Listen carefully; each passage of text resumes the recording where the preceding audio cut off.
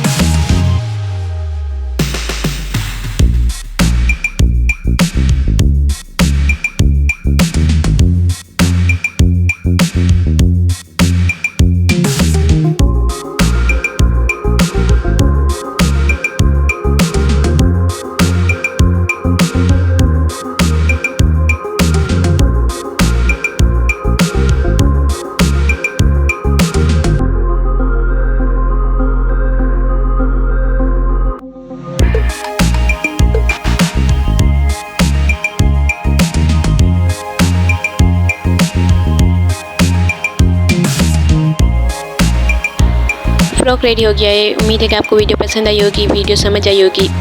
Video को like करिएगा, share करिएगा और चैनल को सब्सक्राइब करिएगा। देखते रहिएगा जोनी क्लोथिंग आइडियाज़। मिलते हैं नेक्स्ट वीडियो में, तब तक अपना ख्याल रखिएगा। Thanks for watching a video. अल्लाह हाफिज़।